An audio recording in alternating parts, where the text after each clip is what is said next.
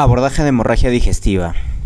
Vamos a clasificarlo en hemorragia digestiva alta, doctores, y en hemorragia digestiva baja. ¿Por qué está delimitado esta hemorragia? Porque está dividido por el ligamento de Treitz, ¿no es cierto? Entonces, lo que está por arriba del ligamento de Treitz vamos a denominarlo hemorragia digestiva alta, y lo que está por debajo del ligamento de Treitz le denominamos hemorragia digestiva baja. Veamos la clínica y las características particulares de estas patologías. Si nosotros nos cuentan a un paciente que tiene hematemesis y tiene melena, tenemos que pensar en una hemorragia digestiva alta. Entonces es la clínica más frecuente que va a tener el paciente: hematemesis y melena, ¿no es cierto? Por la oxidación de la hemoglobina, las heces negras. Bien. Y la causa más frecuente, doctores, de la hemorragia digestiva alta, recuerden que viene a ser la úlcera duodenal. Si te preguntan localización más frecuente de la úlcera duodenal, primera porción.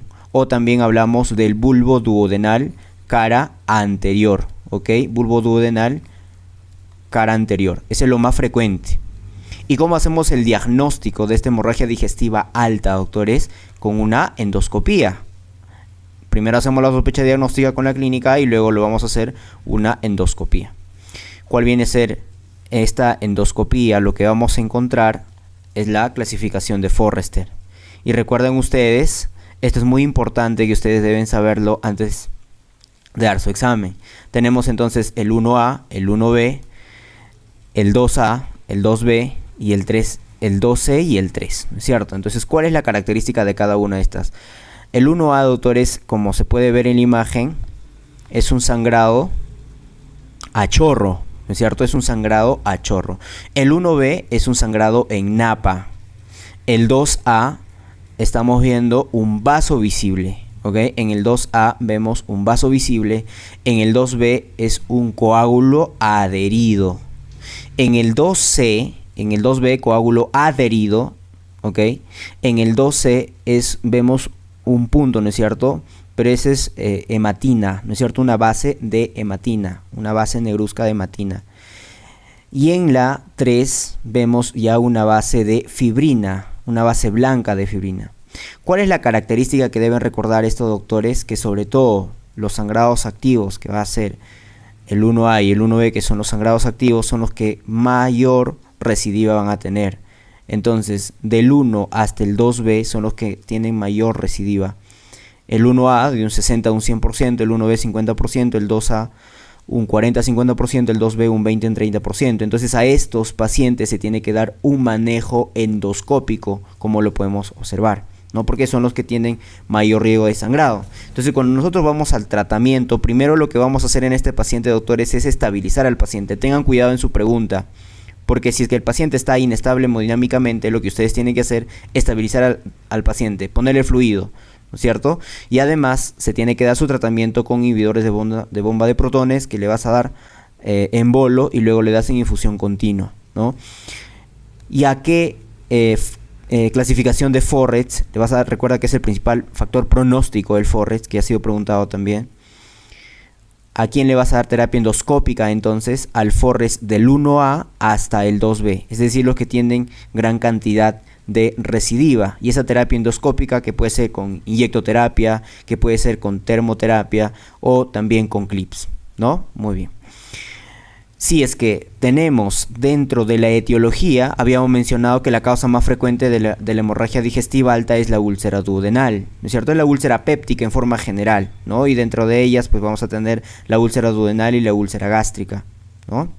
Entonces, la segunda causa, o la causa que también va a estar asociada a hemorragia digestiva alta, doctores, viene a ser la hemorragia varicial, ¿correcto? Y esta hemorragia varicial, doctores, es de alta mortalidad.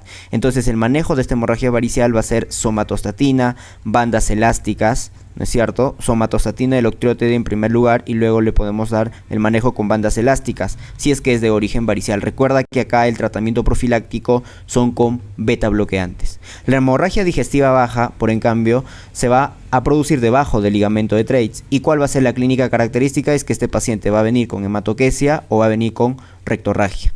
La causa más frecuente de la hemorragia digestiva baja, recuerda que viene a ser la enfermedad diverticular.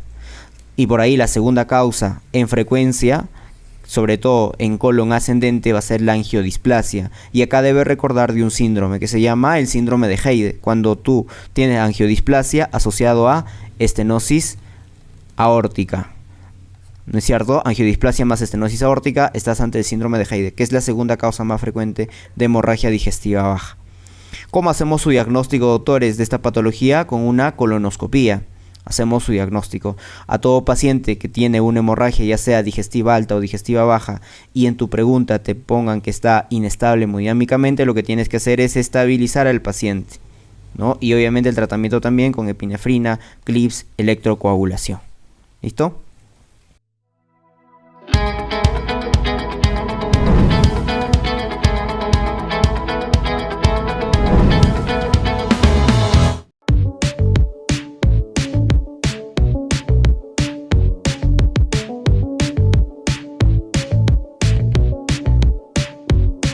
El síndrome de Mallory-Weiss. El síndrome de Mallory-Weiss es una causa de hemorragia digestiva alta que va a ser ocasionado generalmente por vómitos, ¿ok? Vómitos repetitivos, como en el caso de pacientes alcohólicos, pacientes con hiperemesis gravídica, etc. Veamos el caso clínico típico que nos presenta. Es un varón de 35 años de edad, bebedor habitual, sin antecedentes de enfermedad digestiva previa ni ingesta de AINES. En el curso de un cuadro agudo de náuseas y vómitos intensos presenta sangre rutilante. ¿Cuál es el diagnóstico más probable? ¿Cuál es la epidemiología entonces del síndrome de Mallory-Weiss? Es más frecuente en varones entre los 20 a los 45 años de edad, 5% de los casos de hemorragia gastrointestinal. ¿Y dónde se va a localizar? Esto ha sido tu pregunta de examen. En la unión gastroesofágica. Ahí se produce la lesión, como lo podemos observar en la imagen. En la unión gastroesofágica, causa de hemorragia digestiva. La etiología son vómitos severos. Va a haber un desgarro. Esos vómitos severos va a producirme un desgarro de la mucosa gástrica a nivel del cardias. Arterias y venas submucosas. En pacientes alcohólicos, en pacientes con bulimia nerviosa, en pacientes con hernia del hiato, enfermedad de reflujo gastroesofágico, en pacientes vomitadores, ¿correcto? Ahora, debemos diferenciarlo con el síndrome de Boerhaave. Los dos son producidos por vómitos. El síndrome de Boerhaave obviamente es más intenso. Pero ¿cuál es la diferencia? Es que el síndrome de Mallory-Weiss, como lo observamos en la imagen, solamente te va a afectar la mucosa y la submucosa, a diferencia del síndrome de Boerhaave, que es transmural. Por eso es que lo observamos en la imagen que hay una ruptura esofágica, porque te ha comprometido mucosa, submucosa, muscular, ¿no? Hay una ruptura esofágica que te va a producir una mediastinitis, por ejemplo, en el síndrome de Boerhaave, ¿ok? Es más severo, obviamente, ¿no? ¿Cuál es la historia clínica del síndrome de Mallory-Weiss? Te va a producir un dolor epigástrico o de espalda asociado a hematemesis y un posible shock si es que el sangrado es severo. El diagnóstico será por endoscopía y vamos a observar un desgarro longitudinal. Angiografía si no tiene éxito o no está disponible la endoscopía. El diagnóstico generalmente se hace por endoscopía. El tratamiento del síndrome de Mallory-Weiss es un tratamiento conservador porque suele ser autolimitada. Hemostasia endoscópica también se suele hacer, o se suele colocar una sonda de Sengstaken-Blackmore, ¿no? En shock, obviamente, a estos pacientes tenemos que darle un soporte hemodinámico. ¿Bien?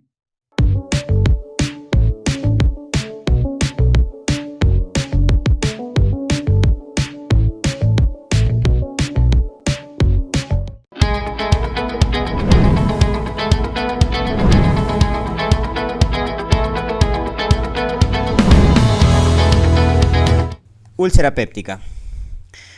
En la úlcera péptica tenemos dos tipos, ¿no es cierto? Tenemos la úlcera duodenal y la úlcera gástrica. Recuerden, doctores, que la úlcera duodenal es la más frecuente y su localización más frecuente de la úlcera duodenal es a nivel del bulbo, sobre todo en la cara anterior, ¿correcto? Entonces eso debes recordar. ¿Cuál es la epidemiología que es más frecuente en jóvenes y está asociado a los pacientes que tienen grupo sanguíneo O? Su etiología, tanto de la úlcera duodenal como de la úlcera gástrica, te vas a dar cuenta que es el Helicobacter pylori, pero de la úlcera duodenal es con mucha mayor frecuencia, un 95%, y los AINES un 5%. ¿Cuál es el mecanismo de virulencia del Helicobacter pylori? Recuerda que te va a generar la ureasa, y esta ureasa va a desdoblar a la urea, ¿no es cierto?, en amoníaco y en bicarbonato. El amoníaco, doctores, es el que te va a producir el efecto lesivo, ¿no es cierto? Mientras que el bicarbonato, doctores, es el que va a proteger a este Helicobacter pylori de la acidez gástrica, ¿no es cierto? Porque recuerda que la acidez gástrica es microbicida, entonces el Helicobacter pylori, esta bacteria, tendría que morirse, ¿no? Pero no sucede eso porque tiene su mecanismo de virulencia que viene a ser la ureasa, ¿ok? Dentro de la localización, como mencionábamos, se encuentra el bulbo, y la fisiopatología de esta úlcera duodenal es porque aumentan los factores agresivos de la úlcera duodenal, ¿ok? Porque aumentan los factores agresivos, como por ejemplo la hipersecreción del ácido. Entonces acá mucho tiene que ver con la hipersecreción del ácido clorhídrico. La clínica de la úlcera duodenal, recuerda que te va a mejorar con los alimentos, un dolor urente a nivel del epigastrio, ¿no es cierto?, que te mejora con los alimentos. ¿Cómo llegamos al diagnóstico de una úlcera duodenal? Con una videoendoscopía y le hacemos una biopsia, doctores. Luego de eso, recuerda que le vamos a dar su tratamiento, y post tratamiento le vamos a hacer el test de aliento para comprobar si es que ha habido una erradicación del Helicobacter pylori. ¿Ok? Entonces su tratamiento en la úlcera duodenal viene a ser omeprazol, claritromicina, amoxicilina, similar a la úlcera gástrica, ¿no? Entonces veamos por acá la úlcera gástrica. Recuerda que la localización más frecuente, doctores, de la úlcera gástrica es a nivel de la cisura angularis, a este nivel. Dentro de la fisiopatología de la úlcera gástrica se va a producir por una disminución de los factores defensivos, ¿no? Ya dijimos que la etiología más frecuente de ambas viene a ser el Helicobacter pylori, aproximadamente un 70%. Los AINES toman mayor importancia en la úlcera gástrica, que ha sido pregunta de examen, un 25%. ¿Qué hacen los AINES? Van a inhibir a la COX, ¿no es cierto? Y que te van a producir una disminución de las prostaglandinas. Ya dijimos que la úlcera gástrica se produce más por una disminución de los factores protectores del estómago, a diferencia de la úlcera duodenal, que se produce más por un aumento de los factores agresivos, como el aumento del ácido clorhídrico. Entonces, ¿qué va a suceder? Que la prostaglandina, ¿no es cierto?, te da protección a nivel de la mucosa. Si va a disminuir, lo deja más libre a la mucosa gástrica. Por lo tanto, hay una disminución de los factores defensivos como la prostaglandina. Esa es su principal fisiopatología de la úlcera gástrica. Y la clínica, recuerda que igual es un dolor ardiente a nivel del epigastrio, ¿no es cierto?, que te va urente, un dolor urente que te va a empeorar o se va a desencadenar con los alimentos. Bien. Su diagnóstico va a ser igual por videoendoscopía, siempre, doctores. ¿Por qué? Porque recuerden que la úlcera gástrica es una de las manifestaciones más frecuentes ¿de quién? Del adenocarcinoma gástrico. Adenocarcinoma gástrico. ¿Qué quiere decir? Que los adenocarcinomas gástricos lo encontramos como úlceras gástricas primero a nivel del estómago y sobre todo a nivel del fondo, son los que tienen mayor grado de malignidad, recuerden ustedes. Pero ojo, que no toda úlcera gástrica ya te produce una úlcera gástrica, no te produce un adenocarcinoma gástrico. Eso quiero que lo entiendas porque ha sido pregunta afuera, ¿ya? Su principal manifestación del adenocarcinoma es una úlcera gástrica. Por eso que tienes que biopsiarlo sí o sí a una úlcera gástrica. De todas maneras tienes que tomarle una biopsia, porque un adenocarcinoma se presenta principalmente como una úlcera gástrica, pero no una úlcera gástrica te va a llevar a un adenocarcinoma. Ya, esa ha sido una pregunta afuera, ¿no? Obviamente luego post el tratamiento le vamos a hacer también un test de aliento, ¿ya? Y post tratamiento en la úlcera gástrica sí se hace nuevamente una biopsia, ¿ya? A diferencia de la úlcera duodenal, que ya no le haces una biopsia para asegurarte. En la úlcera gástrica sí, El tratamiento viene a ser el mismo porque pensamos que es el Helicobacter pylori el más frecuente, ¿no es cierto? El omeprazol, claritromicina y amoxicilina.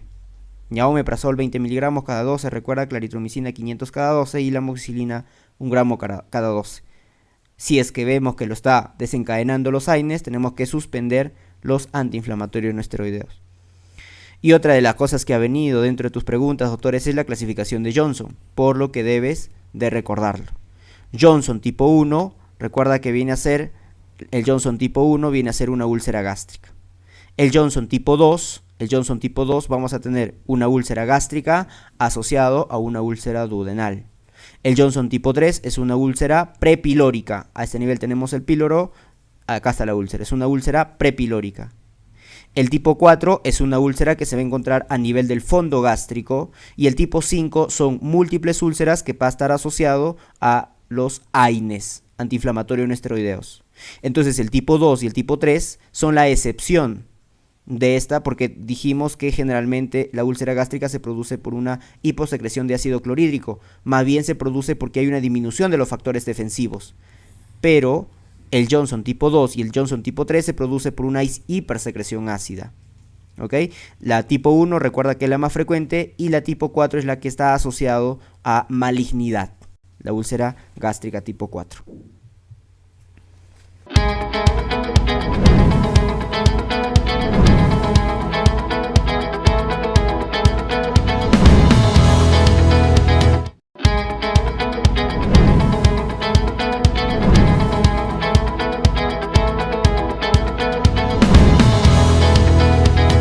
Priming de hepatitis. Vamos a tener las 5 tipos de hepatitis, o 6 tipos de hepatitis, ¿no es cierto? Hepatitis A, hepatitis B, hepatitis C, hepatitis D, hepatitis C. 5 tipos de hepatitis, ¿no es cierto? ¿Cuál viene a ser la característica de cada una de estas? La hepatitis A y la hepatitis E, tienes que recordar, doctores, que es una transmisión fecal oral. Son características que debe recordar. Además debe recordar que la hepatitis, la única que tiene ADN, es la hepatitis B. ¿Ok? Eso debes recordar. Bien, entonces la hepatitis A es un virus ARN. Su periodo de incubación de la hepatitis A va de 15 a 45 días. La clínica de la hepatitis A, ya vimos que su transmisión era vía fecal oral, ¿no es cierto? La clínica generalmente son pacientes asintomáticos que pueden tener náuseas, vómitos, ictericia o pueden tener prurito, ¿no es cierto? Entonces te van a contar de un escolar o de un niño, ¿no? Por ejemplo en la hepatitis, que cursa con ictericia, ¿no? Y que va a brindarte un nexo epidemiológico que alguien más, por ejemplo, tenía también estos síntomas, ¿no? ¿Cómo hacemos el diagnóstico de la hepatitis A, doctores? Con la IgM, ¿no? Antivirus de la hepatitis A. Y otra de las características que vas a recordar que la hepatitis A no te va a cronificar, ¿ok? Y obviamente el tratamiento viene a ser sintomático. Recuerda que la última norma técnica peruana ya ha incluido dentro de su carnet de vacunación a la hepatitis A. ¿A los cuántos meses se da, doctores? A los 15 meses, a partir de este año, ¿ok? Luego tenemos la hepatitis B. La hepatitis B, recuerda que es virus ADN, su periodo de incubación es de 1 mes a 6 meses, su transmisión puede ser parenteral, puede ser sexual o puede ser perinatal, ¿correcto? Por eso es que para evitar las transmisiones verticales en hepatitis B es que se da profilaxis en el recién nacido. Se le vacuna contra el virus de la hepatitis B al recién nacido, ¿no? La clínica va a ser similar a la hepatitis A, ¿no es cierto? Y algo que debe recordar es que esta patología te da síntomas extrahepáticos y la que sí debe recordar es la PAN, la poliarteritis nodosa, que recuerda que es una vasculitis de vaso mediano, ¿no? La PAN cronifica un 10% aproximadamente, y si es que estos pacientitos, estos bebitos han adquirido la hepatitis B por transmisión vertical en el momento del parto, ellos sí cronifican hasta un 90%, doctores. Y lo que ha venido dentro de los diagnósticos de la hepatitis, dentro de lo que debe responder a tus preguntas ha sido el diagnóstico. ¿Cómo llegas al diagnóstico? ¿Ante qué estás? ¿Estás ante una hepatitis B, ante una hepatitis C, etcétera? Y para eso tienes que recordar obligatoriamente los marcadores, doctores. Entonces, recuerda que estamos ante una infección viral por hepatitis B cuando tenemos el antígeno de superficie positivo. Estamos ante una infección aguda cuando tenemos el anticore IgM positivo. O estamos ante una hepatitis crónica cuando tenemos el anticore IgG. Ahí estamos ante una hepatitis crónica. Y recuerda que el antígeno E de la hepatitis B te genera actividad, ¿no? Eso debes recordar, doctores, ¿ya? Y en un paciente vacunado, ¿cómo vamos a tener en un paciente vacunado, por ejemplo? En un paciente vacunado, lo único que vamos a tener, doctores, es el anticuerpo ¿de qué? Del antígeno de superficie de la hepatitis B. El anticuerpo del antígeno de superficie de la hepatitis B es lo que vamos a tener en un paciente vacunado, ¿ok? Entonces eso debes recordar, ¿ya? Ahora, en la hepatitis B, si es que la toma su anatomopatología, ¿cómo lo vamos a encontrar en el hepatocito? Hepatocito en vidrio esmerilado, ¿ok? Hepatocito en vidrio esmerilado, y el antígeno del virus de la hepatitis B, lo encontramos en el citosol, ¿ya? Entonces acuérdate de esa anatomopatología de la hepatitis B. La hepatitis C es un virus ARN, su periodo de incubación es de 1 a 6 meses. La transmisión también es parenteral, sexual, vertical, ¿ok? La clínica similar a la hepatitis A. Mucho te preguntan de la hepatitis C, doctores, aquellos pacientes que son adictos a drogas por vía parenteral, ¿ya? Entonces te colocan más o menos un caso clínico en relación a eso, o que el paciente ha sido transfundido. Más lo relacionan con este mecanismo de transmisión. Recuerda que la hepatitis C sí tiene un alto grado de cronificación. Te cronifican el 80% del virus de la hepatitis C aproximadamente. ¿Cómo hacemos su diagnóstico? Pues el virus de hepatitis C positivo. El tratamiento viene a ser con el sofosbuvir, ¿no es cierto? O el velpatasvir. Le damos por un periodo de 12 semanas. Recuerda que el virus de la hepatitis C no tenemos profilaxis. Bien. El virus de la hepatitis D, doctores. Antes de pasar a esto, recuerda que también tiene su anatomopatología, esteatosis hepática y gran infiltración linfocítica en espacio porta, ¿ya? Esa es su anatomopatología de la hepatitis C. Bien, la hepatitis D, doctores, recuerden, para que te dé esta infección viral, previamente el paciente tiene que haber tenido un antígeno de superficie positivo para la hepatitis B. Es decir, no te puede dar hepatitis D si es que el paciente no ha tenido una infección viral por hepatitis B, ¿no? Recuerda que también es un virus ARN, su periodo de infección, su periodo de incubación es de 15 a 64 días, su periodo de transmisión viene a ser similar, parenteral, sexual, vertical también. Clínica similar a la hepatitis A, ¿ok?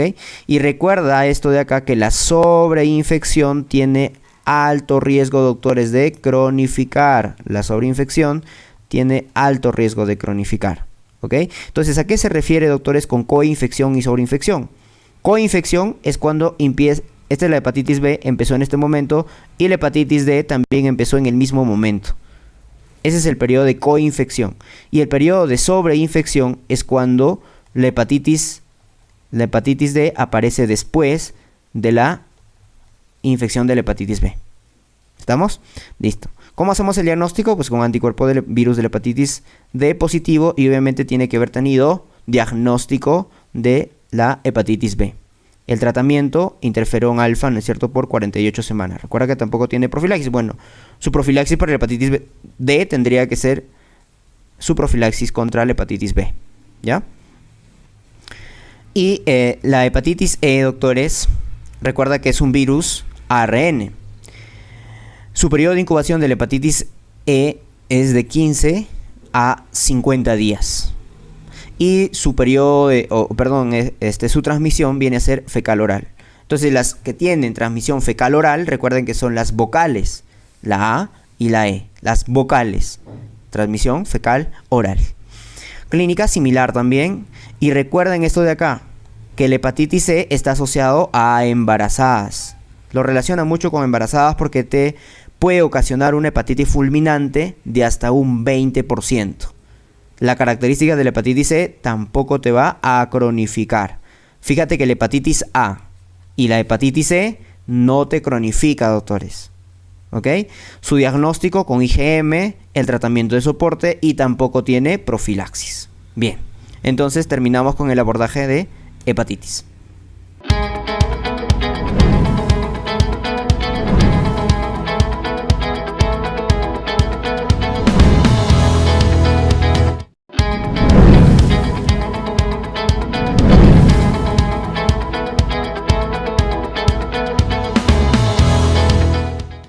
Veamos cirrosis hepática. La cirrosis hepática, su definición, recuerden que viene a ser fibrosis más nódulos de regeneración. Eso viene a ser la cirrosis hepática. Y esta cirrosis hepática, doctores, puede ser ocasionada por el alcohol, que es la causa más frecuente, o por hepatitis víricas, como por ejemplo la hepatitis B, la hepatitis C o la hepatitis D, y otras causas, por ejemplo, como la hemocromatosis también. Entonces, doctores, ¿cuál va a ser la fisiopatología? Vemos en la parte inferior, ¿cuál va a ser la fisiopatología de esta cirrosis hepática? Acá vamos a tener el sinusoide hepático, ¿no es cierto? El sinusoide hepático. Acá tenemos el hepatocito y tenemos el espacio perisinusoidal, ¿ok?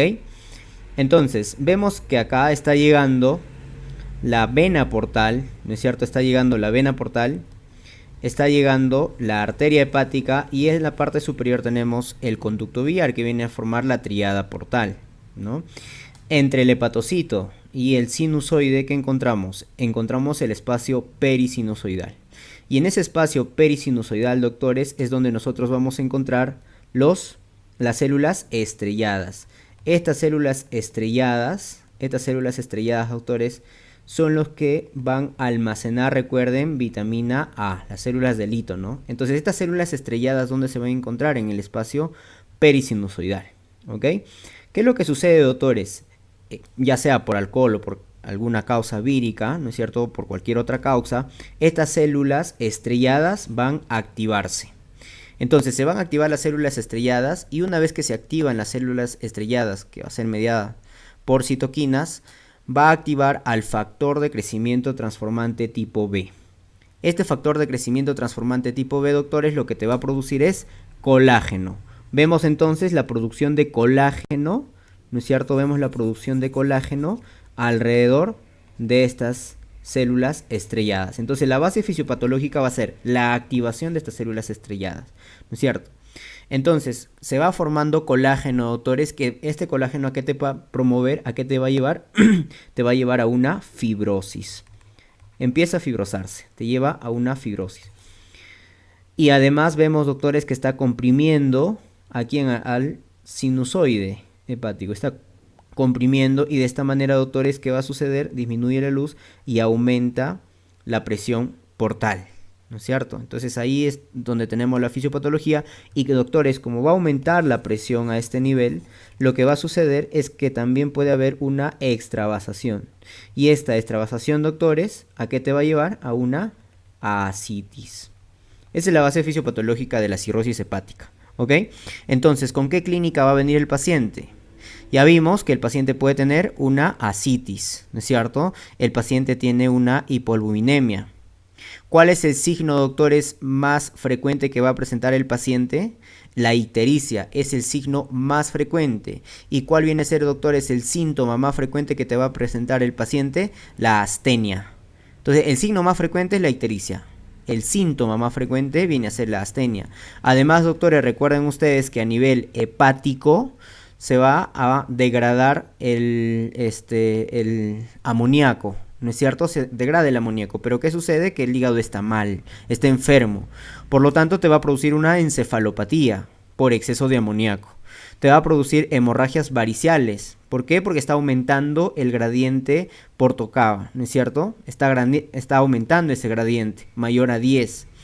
te va a producir, doctores, además, recuerda que a nivel hepático se produce el metabolismo de los estrógenos. Como no se va a producir este metabolismo de los estrógenos, doctores, lo que va a suceder es un hiperestrogenismo. Y este hiperestrogenismo, doctores, ¿con qué va a cursar? Recuerden, con arañas vasculares, por ejemplo, el hiperestrogenismo, con ausencia de vello corporal y más bien una distribución de vello ginecoide, ¿no es cierto? Una distribución vello feminoide, ¿no? Además puede cursarte, doctores, con atrofia testicular, eritema palmar también te puede llevar hiperestrogenismo. ¿Qué otros síntomas, doctores, vamos a tener en el paciente? Por ejemplo, vamos a tener pérdida muscular, ¿no es cierto? Facilidad para que el paciente se haga moretones, o también después de la citis este paciente se puede complicar con una peritonitis bacteriana espontánea. ¿Y cuál es, doctores, el diagnóstico? ¿Cómo hacemos el diagnóstico de peritonitis bacteriana espontánea? Cuando encontramos polimorfonucleares mayor a ¿cuánto? Mayor a 250 por milímetro cúbico. Hacemos el diagnóstico entonces de peritonitis bacteriana espontánea, ¿ok? Entonces, además, doctores, ¿qué complicaciones va a tener este pacientito? O ¿cómo vamos a sospechar, por ejemplo, que es una causa alcohólica, doctores? Va a haber un aumento de transaminasas. Y eso quiero que recuerden porque ha sido motivo de pregunta de examen. Recuerda que cuando sospechamos en una causa alcohólica, doctores, generalmente TGO sobre TGP va a ser mayor a 2. ¿Ok? Eso debes recordar. Y dentro de las complicaciones, doctores, que ustedes deben recordar, tenemos la encefalopatía hepática. Ya mencionamos que se produce por exceso de amoníaco. Muy bien, porque el hígado no lo va a metabolizar ese exceso de amoníaco. Y deben recordar, doctores, de la escala de Wetthaven, ¿no es cierto? Que son 4 grados. Grado 1 te va a producir alteración del ciclo vigilia-sueño. Grado 2, asterisis más letargia. Grado 3, confusión. Y grado 4, coma. La que debe recordar es la grado 2, porque ahí es donde se empieza a producir la ictericia.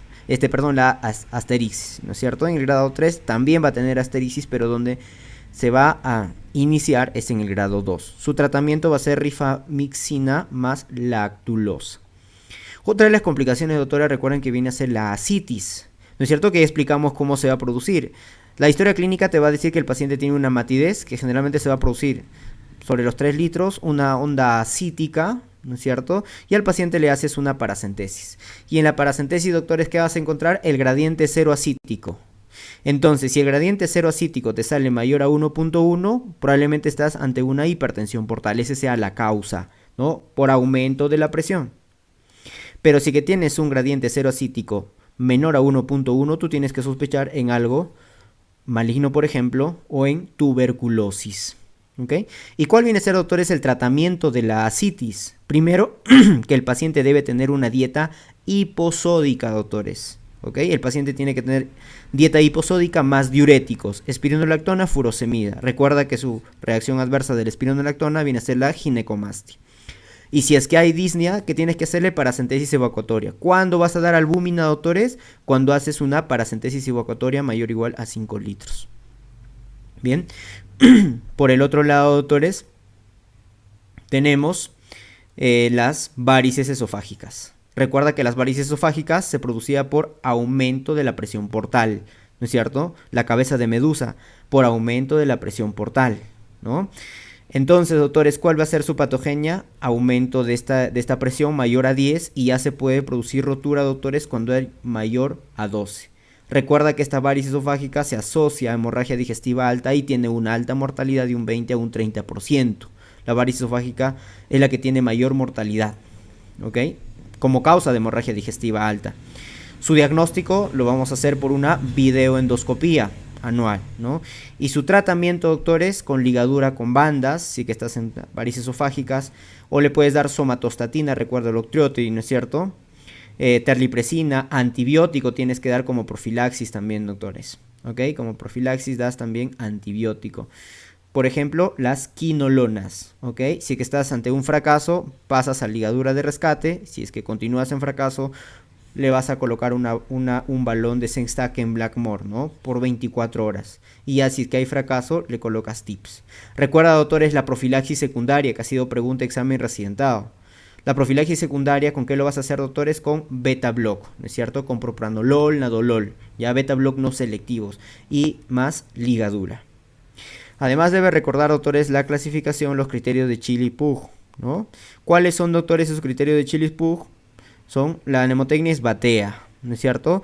Encefalopatía, ascitis, bilirrubina, albúmina, tiempo de protrombina, ¿no es cierto?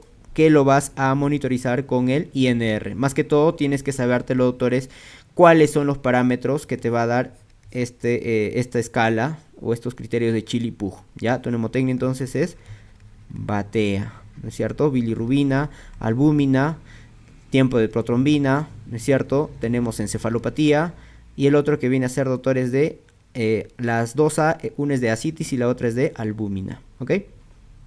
Muy bien.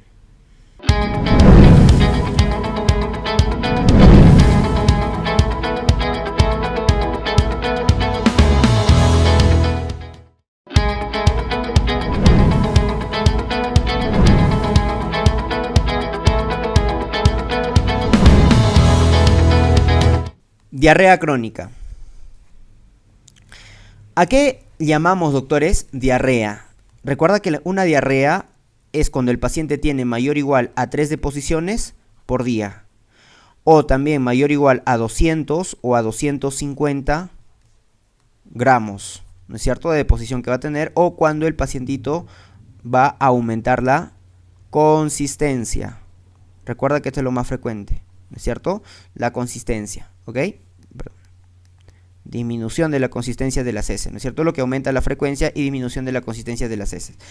Y esta diarrea también lo podemos dividir, una diarrea aguda, ¿no es cierto?, antes de los 14 días, una diarrea subaguda hasta los 30 días, ¿no es cierto?, y una diarrea crónica mayor a 30 días o mayor a 4 semanas. Entonces, esta diarrea, doctores, puede ser orgánica o puede ser funcional, donde tú vas a evaluar los criterios de Roma. Y recuerda que lo más característico de acá, de una diarrea crónica funcional, es que te va a decir que luego de ir al baño le va a calmar el dolor. Ese es el dato clave que te quiero dar de esta diarrea funcional. Mientras, doctores, que la diarrea orgánica tú lo puedes dividir en una diarrea absortiva, una diarrea además acuosa y una diarrea inflamatoria. En la diarrea malabsortiva, doctores, ¿con qué te va a cursar las heces? En las heces tú vas a encontrar gran cantidad de grasa, ¿no es cierto? Grasa en heces. ¿Y cómo lo vas a diagnosticar, digamos? ¿Cómo lo vas a ver? Con el test de Van Kammer, cuando es mayor a 6 gramos, ¿correcto? Muy bien. O el esteatocrito también, con cualquiera de las dos, esteatocrito. También puedes utilizar ese test, ¿ok? El test de Van Kammer o el de esteatocrito. Dentro de la diarrea malabsortiva, quiero que recuerdes la insuficiencia pancreática. Por ejemplo, la insuficiencia pancreática, doctores, es la que te va a dar, el páncreas te va a dar una gran cantidad de enzimas, dentro de ellas la más importante, la tripsina, que va a desencadenar toda la cascada, ¿no es cierto?, de activación enzimática para la degradación de los productos que están pasando del estómago, ¿ok?, a nivel del duodeno. Entonces, cuando hay una insuficiencia pancreática, doctores, no se va a producir esta degradación de los alimentos y no se va a producir la absorción, y por eso se produce una diarrea malabsortiva. Otra de las cosas que quiero que recuerdes también es una parasitosis, ¿no es cierto?, la Giardia lamblia, que se va a pegar a este nivel y te va a producir también una diarrea malabsortiva.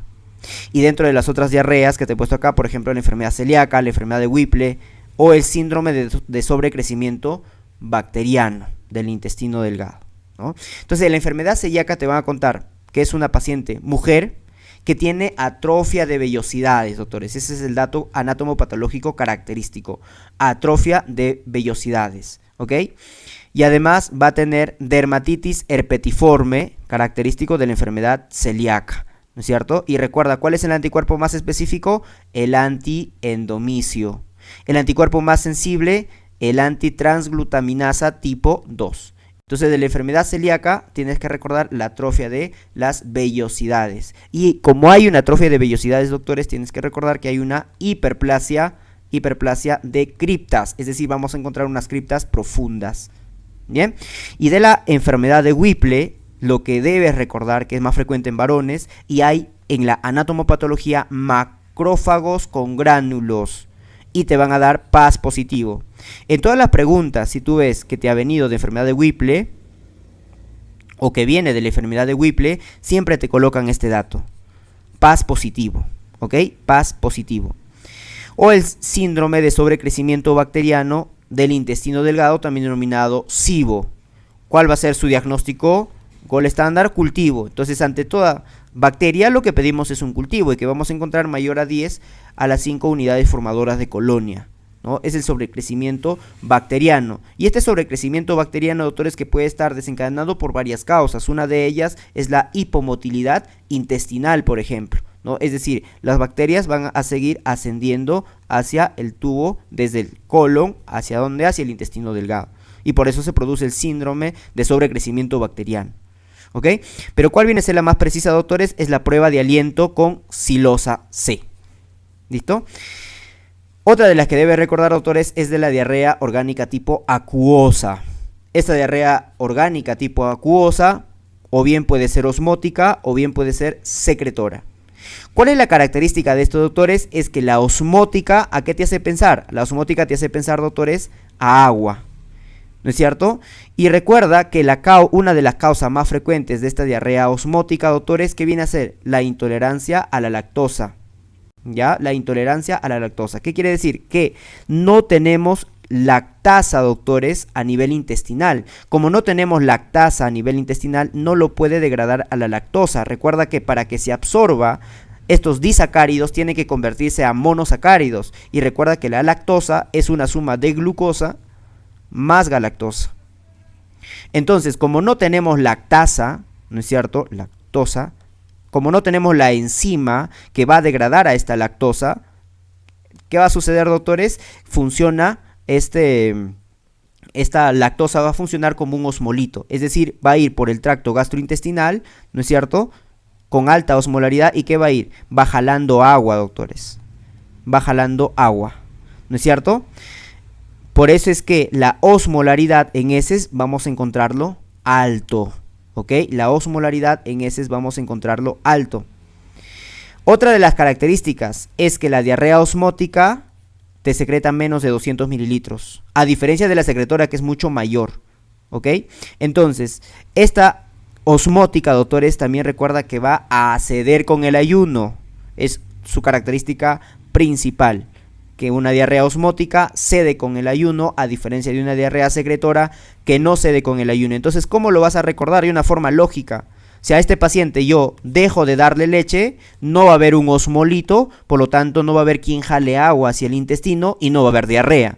Entonces, en el ayuno te va a calmar la diarrea, en otras palabras. ¿Ya? Muy bien. Y recuerda que la osmolaridad en heces suele ser alto. ¿Cómo calculas la osmolaridad, doctores? La osmolaridad viene a ser igual a la osmolaridad sérica, 290, restado, menos ¿quién? Menos 2 veces los electrolitos de sodio más los electrolitos de potasio. ¿Correcto? Muy bien. Eso tenemos que recordar. En la osmótica lo que hay es eliminación de agua. No hay eliminación de electrolitos, a diferencia de la secretora, doctores. En la secretora hay liberación de electrolitos, ¿ok? Hay liberación de sodio, hay liberación de potasio. Por lo tanto, cuando tú calcules la osmolaridad de heces en la diarrea secretora, tú vas a reemplazar acá el sodio y vas a reemplazar el potasio, que va a estar alto. Y por eso que vas a tener una osmolaridad en heces bajo, una osmolaridad en heces disminuido, ¿ok? Y recuerda que acá el pH más bien es alto. Cuando tenemos una osmolaridad baja, su pH va a estar alto. Cuando tenemos una osmolaridad alta, el pH va a estar bajo. Otra característica, el pH en heces, ¿ok? Dentro de la etiología, doctores, de la diarrea secretora que no debes olvidar es el cólera, ¿ok? El cólera, ¿no? O también otro que viene a ser el síndrome carcinoide. ¿Y cuál es la característica, doctores, del síndrome carcinoide que te produce diarrea? Eso, diarrea secretora más flushing facial, ¿no es cierto? Una diarrea secretora más flushing, eso es lo característico del síndrome carcinoide. Y de la diarrea inflamatoria, doctores, lo que tú debes recordar es una diarrea que te va a producir, cuando te hables de inflamación, con sangre, ¿no es cierto? El paciente va a tener una diarrea con sangre. Y esta diarrea inflamatoria con sangre, sus causas, doctores, recuerda que viene a ser las enfermedades inflamatorias intestinales, como por ejemplo colitis o Crohn, o también la tuberculosis. ¿Y qué vamos a tener, doctores? Calprotectina positivo, ¿no? El paciente va a venir con fiebre, más moco y sangre en las heces, ¿ok? Recuerda, de estas enfermedades inflamatorias, la que más cursa con diarrea sanguinolenta es la colitis ulcerosa, doctores, ¿ok? Muy bien.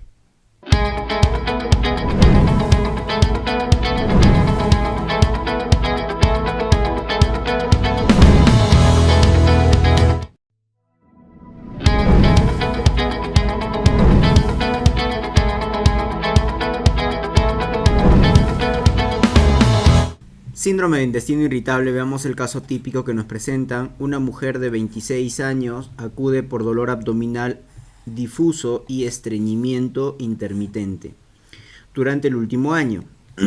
También ha tenido varios episodios de diarrea sin sangre que se resuelven espontáneamente. Los síntomas mejoran después de defecar. El examen físico no muestra anomalías. ¿Cuál es el diagnóstico más probable? Estamos ante un síndrome de intestino irritable y los datos característicos típicos que debemos buscar es episodios de estreñimiento en este paciente o episodios de diarrea. Pero estos episodios de diarrea es sin sangre, ¿ok? Y además el tiempo hay que ver en estos pacientes. Esto, como la diarrea o el estreñimiento, se van a resolver espontáneamente o los síntomas van a mejorar después de defecar, que forma parte de los criterios de Roma 4. Y en el examen físico no muestra anomalías, por eso que el diagnóstico es de exclusión, es decir, buscamos otras patologías, no encontramos nada, sospechamos de un síndrome de intestino irritable. La epidemiología más frecuente en mujeres entre los 20 a los 40 años. No hay causa orgánica específica, condiciones asociadas sí las tenemos y vemos ahí los trastornos depresivos mayores, trastorno de ansiedad o fibromialgia.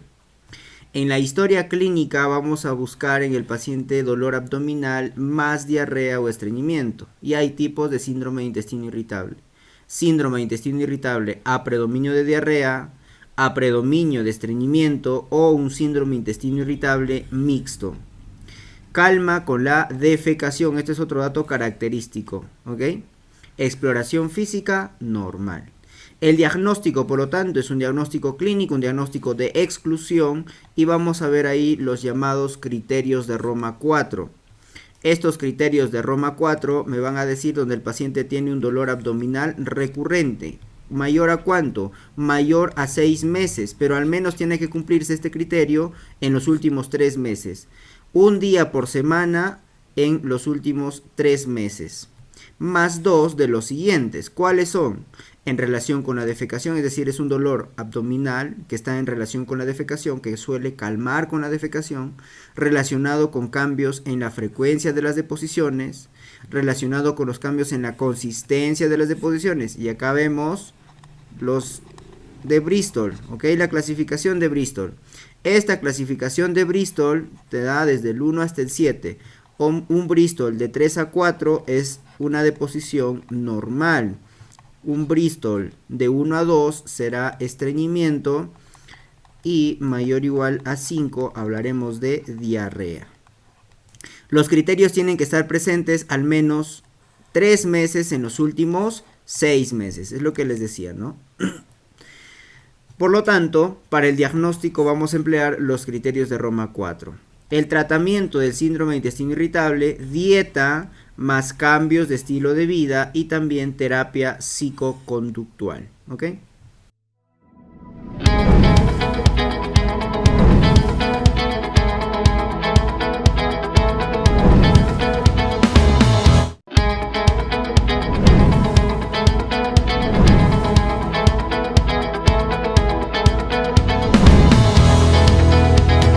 ¿Qué tal, doctores? Buenos días, tardes, noches. Vamos a ver el abordaje de disfagia. Recuerden que la disfagia viene a ser la dificultad para pasar los alimentos. Esta disfagia, doctores, puede ser a nivel orofaringeo, que es a nivel del cuello, o puede ser a nivel esofágico, que es a nivel retroesternal. Entonces, ¿cuál es la característica de cada uno de estos? A nivel del cuello vamos a tener dos patologías principalmente que debe recordar, que viene a ser el divertículo de Zenker. Recuerda que el divertículo de Zenker, doctores, protruye por el triángulo de Killian. Ese triángulo de Killian, doctores, va a estar formado por el músculo cricofaringio, por el músculo cricofaringio y por el músculo constrictor inferior de la faringe, ¿cierto? Este es el músculo constrictor inferior de la faringe y este es el músculo cricofaringio. ¿Ok? Entonces por acá es por donde va a protruir el divertículo de Zenker. Y te van a contar, doctores, un caso clínico de un anciano que viene con halitosis y que tiene una disfagia orofaringea mecánica. ¿Ok? Pero además, ¿qué te van a decir, doctores? Que este paciente regurgita, ¿no es cierto? Te va a hablar de una regurgitación de alimentos que ha ingerido hace 2, hace 3 días antes. ¿Ok? Esto también es característico del divertículo de Zenker, entonces, que es una disfagia tipo motora, ¿no? Tipo mecánica, es decir, solamente a sólidos, ¿ya? Solamente a sólidos. Y también la otra disfagia, que es la disfagia motora, es decir, a sólidos y a líquidos, ¿no es cierto? Que vamos a tener las neuromusculares, por ejemplo, y de esta, doctora, es la más frecuente, que viene a ser la enfermedad cerebrovascular. También puede ser enfermedad de placa como la miastenia gravis, o el Alzheimer, o el Parkinson. De lo que más te han preguntado, doctores, ha sido de la disfagia esofágica a nivel retroesternal. Y de acá, doctores, vamos a tener una disfagia esofágica mecánica, es decir, a sólidos. Y te van a contar, doctores, de un paciente mayor de 50 años o adulto mayor que viene con una disfagia mecánica crónica, es decir, doctores, una disfagia progresiva. ¿Ok? Una disfagia progresiva y además hay una disminución de peso. Por el otro lado, doctores, vamos a tener una disfagia motora, ¿no es cierto? Una disfagia motora que va a ser a sólidos y a líquidos. ¿Y quién vamos a tener acá? Dos patologías, espasmo esofágico difuso y acalasia, doctores. ¿Ok? ¿Qué viene a ser el espasmo esofágico difuso? El espasmo esofágico es, o te van a contar, de un paciente varón adulto que viene con una disfagia intermitente. Esa va a ser la característica clínica, ¿no? Y que va a ser desencadenado, doctores, por alimentos calientes o fríos. Y si tú vas y le tomas una radiografía, lo vemos acá, la característica radiografía en sacacorchos. Radiografía en sacacorchos le pertenece al espasmo esofágico difuso. La acalasia, doctores, por lo contrario, te van a contar de una mujer más disfagia motora crónica, ¿no es cierto? Y hay además una disminución de peso porque no está pasando el alimento hacia el estómago, ¿no? ¿Por qué no pasa el alimento hacia el estómago, doctores? Porque hay un aumento del tono del esfínter esofágico inferior. Hay un aumento del tono del esfínter esofágico inferior, doctores. Por lo tanto, ese aumento del tono del esfínter esofágico inferior hace que haya a este nivel, ¿no es cierto?, mayor presión y por lo tanto los alimentos no pueden pasar hacia el estómago. Y en la radiografía, doctores, lo que vamos a encontrar es el signo característico en pico de pájaro, o también denominado en cola de ratón o en punta de lápiz, lo característico de la acalasia.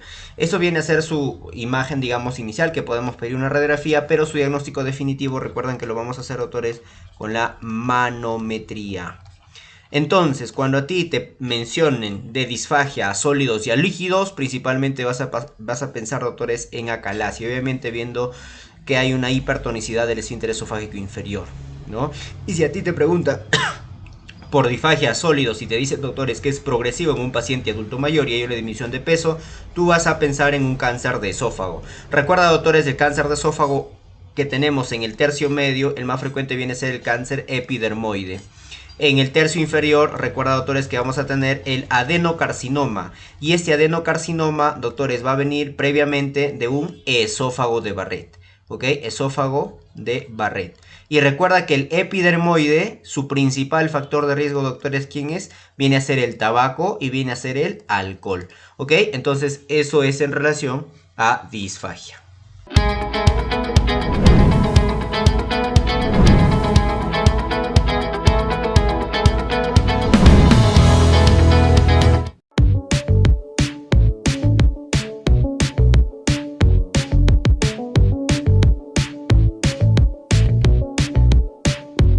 Enfermedad de reflujo gastroesofágico me presentan el caso clínico típico de una paciente mujer de 45 años que acude por un cuadro de 5 meses de evolución de dolor torácico retroesternal. La exploración física es normal, La endoscopía superior muestra una hiperemia en el tercio distal del esófago, una muestra de biopsia. Hay epitelio columnar no ciliado con numerosas células caliciformes. ¿Correcto? ¿Cuál es la epidemiología de la enfermedad de reflujo gastroesofágico? Suele ser igual en ambos sexos, aumenta con la edad. ¿Y cuál viene a ser la etiología? Hay una disminución de la presión del esfínter esofágico inferior. ¿Y cuáles son esas sustancias que disminuyen la presión del esfínter esofágico inferior? Acuérdate, todo lo rico disminuye la presión del esfínter esofágico inferior y favorece el ERGE. Por ejemplo, los alimentos, todo lo rico, grasa, chocolate, café, tabaco, alcohol, cebolla, disminuyen la presión del esfínter esofágico inferior.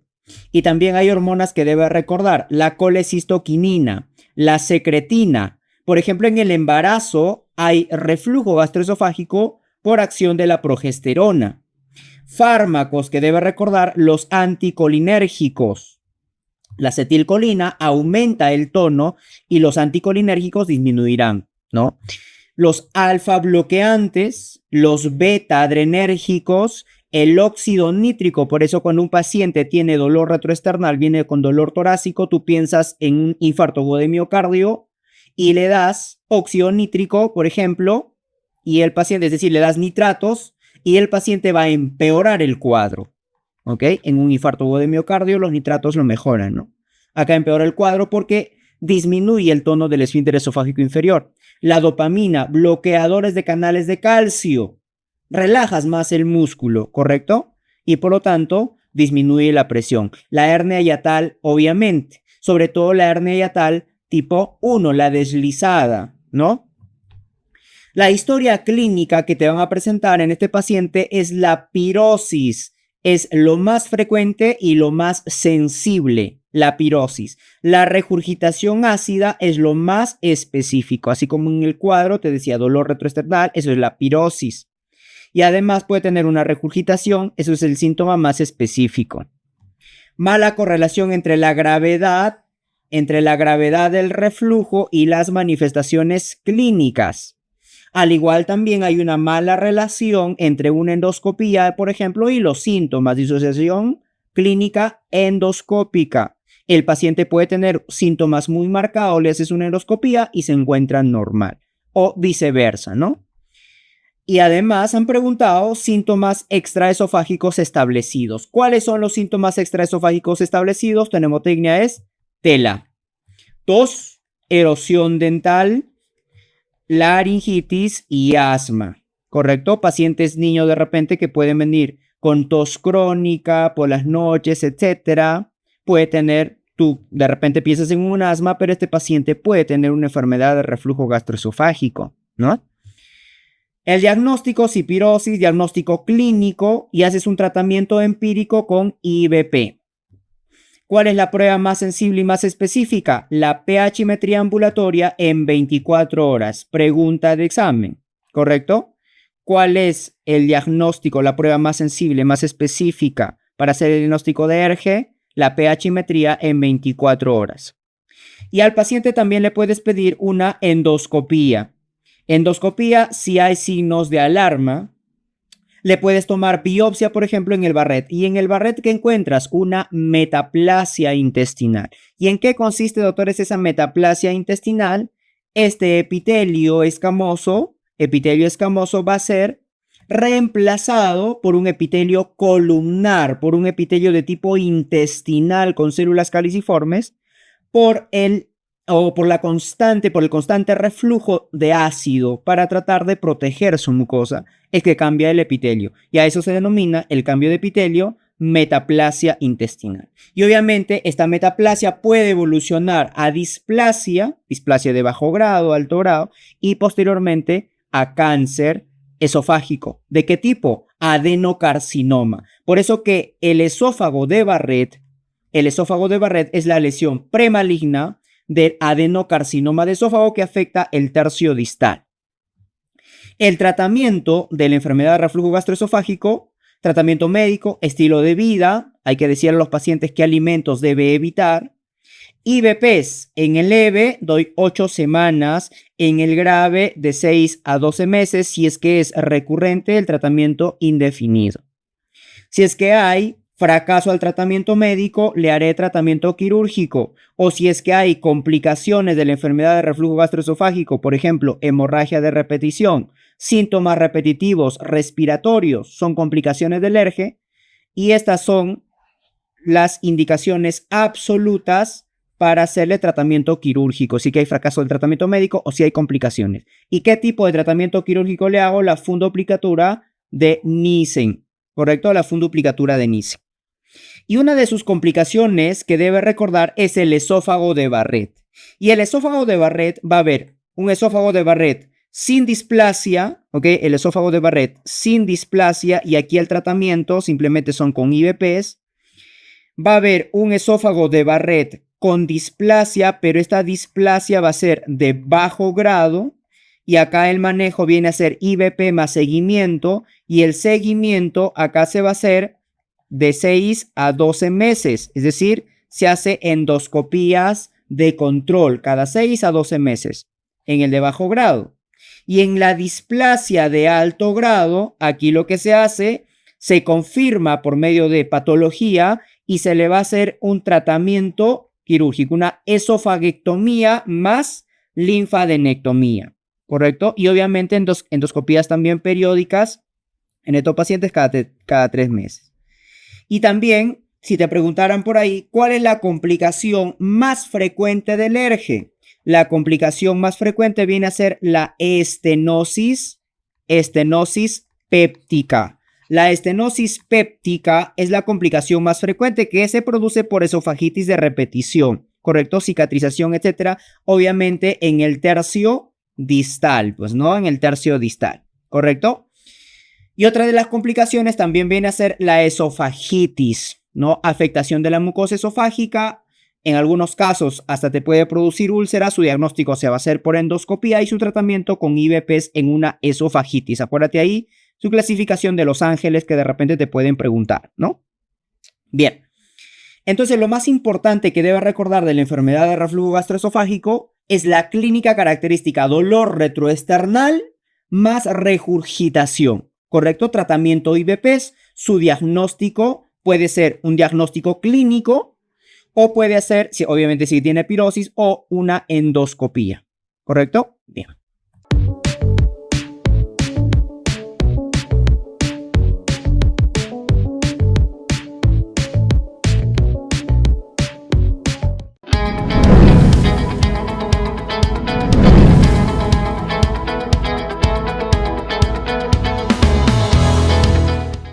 Pancreatitis aguda. Me van a presentar un caso clínico donde es un paciente que tiene portador de litos a nivel de la vesícula, presenta dolor intenso en el mesogastrio que va a estar irradiado hacia la espalda. Además va a tener náuseas, vómitos y al examen ruidos hidroaéreos muy disminuidos. La presión arterial 90-45, frecuencia cardíaca 134 y la amilasa en 550. Los leucocitos 15.000, la fosfatasa alcalina 254 y la glucosa en 115. Entonces este es el caso típico, doctores, de una pancreatitis aguda. Y recuerden cuál viene a ser la etiología más frecuente. En primer lugar es la litiasis, la microlitiasis, es lo que me está presentando en el caso clínico. La segunda causa en frecuencia, doctores, recuerda que viene a ser la alcohólica, y la tercera causa en frecuencia la hipertrigliceridemia, cuando hablamos mayor a 1000 sobre todo, ¿no? También puede ser, doctores, una pancreatitis después de un procedimiento, después de CEPRE. O también, doctores, puede ser farmacológico. Y de los fármacos que debe recordar, doctores, son los diuréticos, como por ejemplo la furosemida y las tiazidas, te van a producir pancreatitis. También el ácido valproico, también las tetraciclinas. Esos son los que debes recordar. Dentro de la fisiopatología, ¿cómo es que se va a producir, doctores, la pancreatitis? Entonces, por ejemplo, hay una microlitiasis, viene acá, se obstruye el cálculo a este nivel y va a impedir que vaya el líquido pancreático hacia la segunda porción del duodeno. Entonces, lo que sucede, doctores, es que hay una activación enzimática dentro del páncreas, una activación enzimática intrapancreática. ¿Y qué te va a producir? ¿no es cierto? ¿Quiénes tenemos ahí? El quimiotripsinógeno, que se va a convertir en tripsina. Y esta tripsina a la vez va a convertir nuevamente al quimiotripsinógeno en tripsina y desencadena toda la cascada enzimática del páncreas, ¿no? Muy bien. Y ahí se produce la activación intrapancreática. Y recuerda, doctores, que el 90% de la pancreatitis aguda generalmente son edematosa intersticial. ¿Cuál viene a ser la clínica característica entonces? Un paciente con dolor a nivel del epigastrio, a nivel del mesogastrio, ¿correcto? Que se va a irradiar a la espalda en forma de cinturón, te va a decir. Además, doctora, recuerda que el paciente va a tener ruidos hidroaéreos disminuidos. ¿Por qué tiene ruidos hidroaéreos disminuidos, doctores? Pues porque puede cursar con una disminución de la motilidad. Y esta disminución de la motilidad incluso al paciente lo puede llevar a ilio, ¿no es cierto? Además, el paciente puede tener náuseas, vómitos, etc.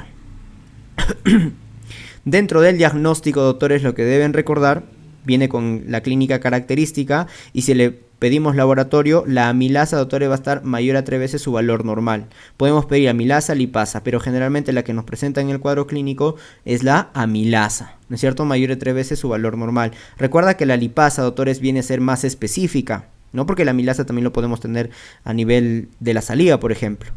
Pero lo que se pide generalmente es amilasa, más de 3 veces su valor normal. Recuerda que la lipasa es la primera en elevarse y la última en descender también, ¿ok? Ahora, doctores, si es que nosotros encontramos a un paciente que está ante una pancreatitis grave, ¿no es cierto? Llamamos pancreatitis con signo de severidad, por ejemplo, cuando tenemos Ransom mayor igual a 3, cuando tenemos Apache mayor de 8, VISAP mayor a 3, ¿no es cierto? O elevación del PCR mayor de 200 generalmente. ¿Qué le vamos a pedir al paciente, doctores? Le pedimos una tomografía, ¿ok? Y esta tomografía le vamos a pedir, doctores, antes de las 72 horas. El manejo de esta pancreatitis aguda, ¿cuál viene a ser, doctores?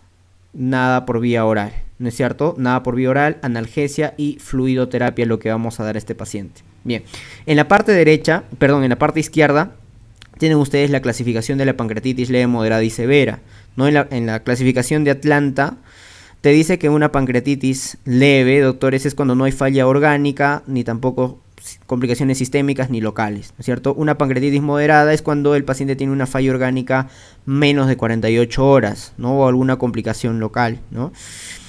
Y en una pancreatitis severa, doctores, cuando la falla ya es persistente, es decir, mayor de 48 horas, o que puede tener algunas complicaciones locales, por ejemplo, ¿no es cierto? Necrosis pancreática, colección como por ejemplo el pseudoquiste. Y esta, doctor, es la clasificación de Petrov. ¿Qué te dice, doctor, es la clasificación de Petrov? En relación con la falla orgánica y en relación con la necrosis pancreática, ¿no es cierto? Hablamos de una leve, hablamos de una moderada, hablamos de una severa y hablamos de una crítica. ¿Cuál es la diferencia, doctores? En la leve, el paciente no tiene necrosis pancreática y tampoco tiene falla de órgano. En la moderada, el paciente tiene necrosis pancreática, doctores, o la falla orgánica puede ser transitoria. Hablamos de una falla orgánica transitoria, doctores, cuando es menos de 48 horas. ¿Correcto? Menos de 48 horas. ¿Ya? Entonces, ojo que acá en la moderada no hay infección pancreática, no hay necrosis. Esa necrosis pancreática es estéril, ¿ok? Es estéril. Y en la severa puede estar infectada esa necrosis pancreática o la falla orgánica puede ser persistente. Es O, ¿ok? O.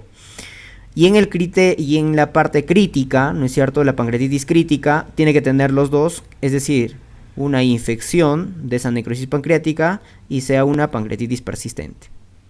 Decíamos, doctores, si es que estamos ante una pancreatitis grave, es decir, PCR mayor de 200, ¿no? Tenemos que, Ransom mayor de 3 o Apache mayor de 8, tenemos que pedir una tomografía antes de las 72 horas. Y acá tenemos los criterios de Baltasar, doctores, que también te ha venido en tu pregunta de examen. ¿Cuál ha sido la pregunta de examen? La D, ¿no es cierto? Entonces, ¿qué te dice el grado A, doctores? El grado A tenemos un páncreas normal. En el grado B tenemos un aumento local o difuso del páncreas. Aumento pancreático, ¿ok? Peripancreático. En el C, doctores, hay alteración de la glándula y hay inflamación peripancreática en el grado 3, la característica es hay una colección líquida, una sola colección líquida. Y en el grado 4 hay 2 o más colecciones líquidas, o me pueden decir una de gas. ¿No es cierto? Entonces, en el A, páncreas normal. En el B hay crecimiento. En el C hay inflamación peripancreática. En el D hay una colección líquida. Y en el E hay 2 o más colecciones líquidas o una de gas. Y hay que ver cuánto corresponde cada puntaje. ¿Ok? Recuerda que empieza desde 0. Y la extensión, de acuerdo a la necrosis, también tienes que recordar. Recuerda de este valor de acá, 30-50% te va a dar 4 puntos, y menor a 30 y mayor a 50, ¿no es cierto? 2 y 6 respectivamente, ¿ok? Muy bien, entonces estos dos de acá lo vas a sumar, doctores, y te va a dar el índice de gravedad que va de 0 a 10 puntos. Una pancreatitis leve de 0 a 3 puntos, una pancreatitis aguda grave de 4 a 6 puntos y una pancreatitis aguda necrótica de 7 a 10 puntos, ¿ok? Y dentro de las complicaciones, doctores, dentro de las complicaciones vamos a tener, si es que se produce mayor a 4 semanas, el pseudoquiste. Este pseudoquiste, su manejo, ¿cuál va a ser, doctores? Manejo expectante, observación, nada más, observación. Y menor a 4 semanas podemos complicarnos con una necrosis infectada. Si es que ya hay infección, recuerda que los fármacos, los antibióticos de elección son los carbapenems en una pancreatitis, ¿ok? Complicado, una necrosis infectada. Muy bien.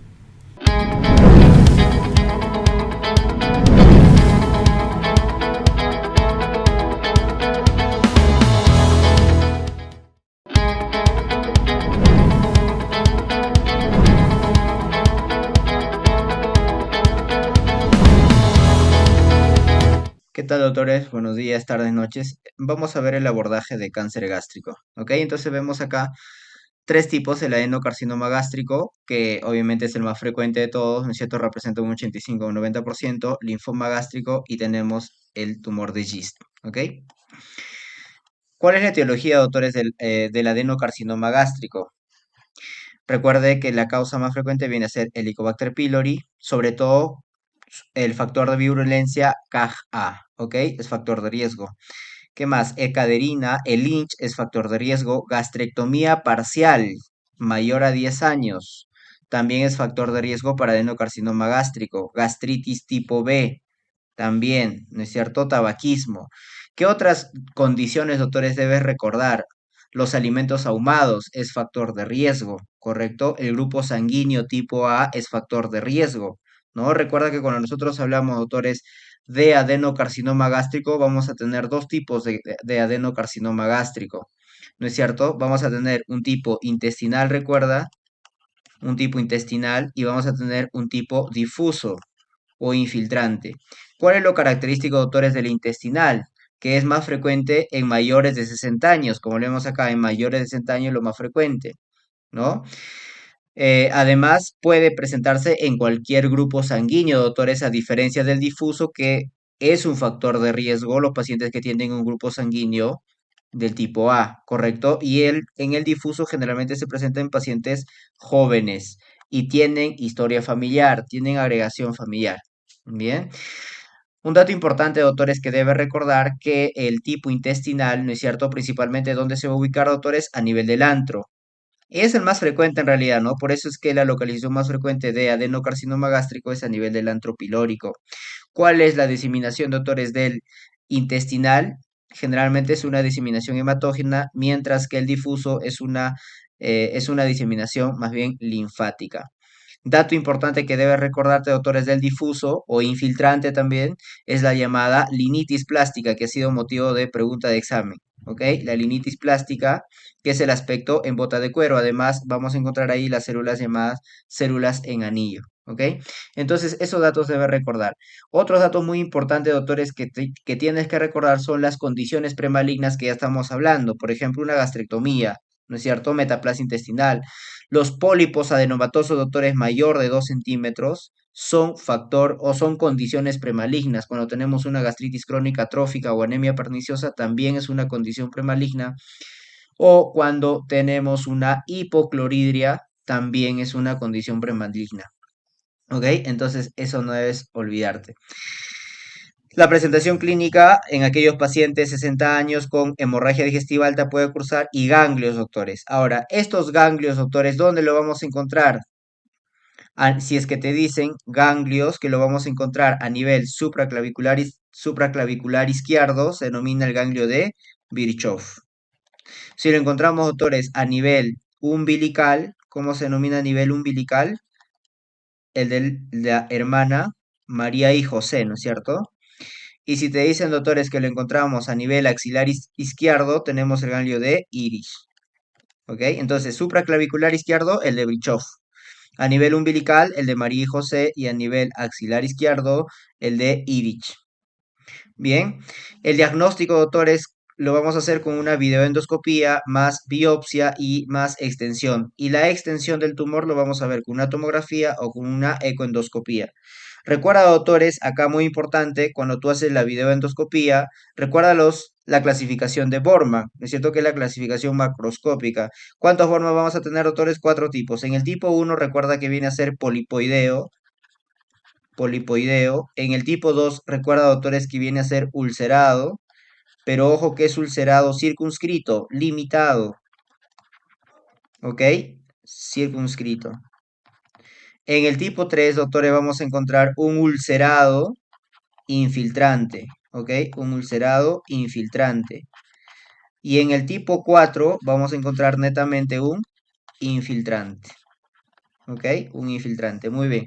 Otro dato importante que también debe recordar, doctores, es el early cancer. El early cancer recuerda que puede llegar, doctores, hasta la mucosa, submucosa como máximo, y o puede comprometer o no ganglios linfáticos. Ese viene a ser el early cancer. No pasa, doctores, de la submucosa.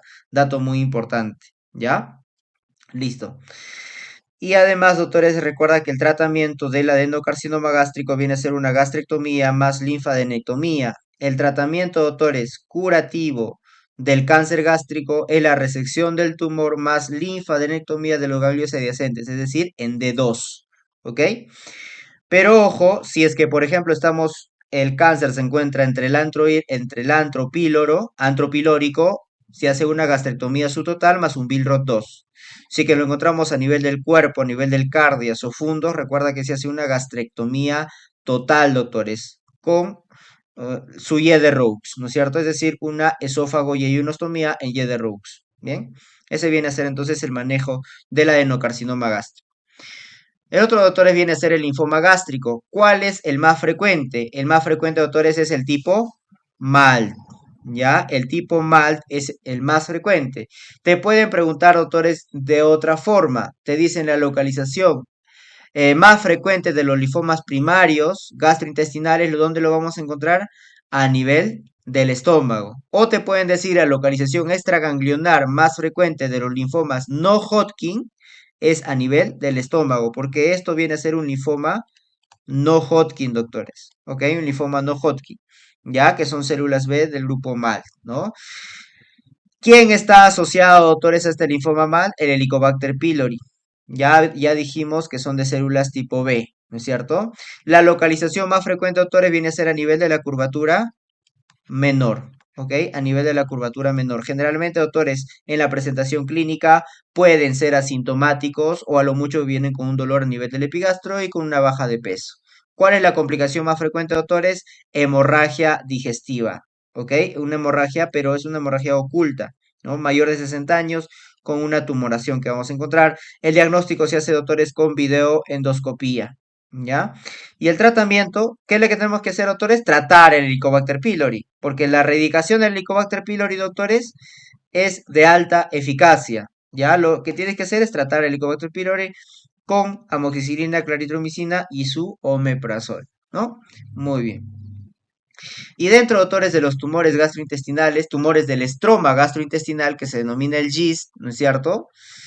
Recuerda que se está produciendo a nivel de las células intersticiales de Cajal, ¿no es cierto? A nivel de las células intersticiales de Cajal, mutaciones a nivel del c-KIT, ¿correcto? Del CD117.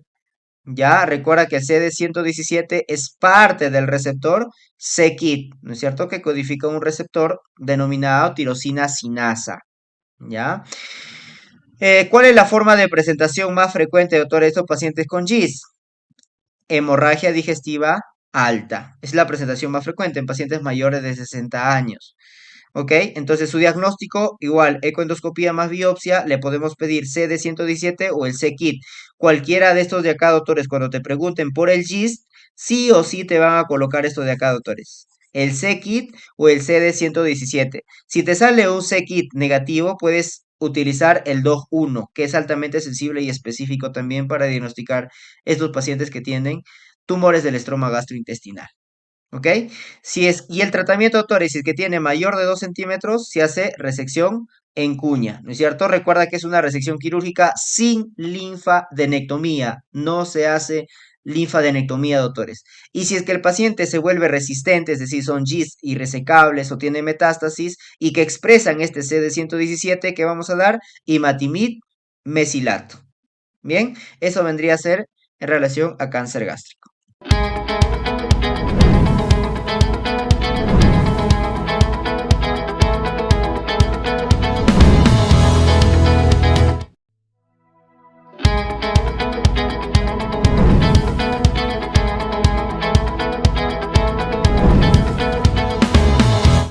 Priming de enfermedad inflamatoria intestinal.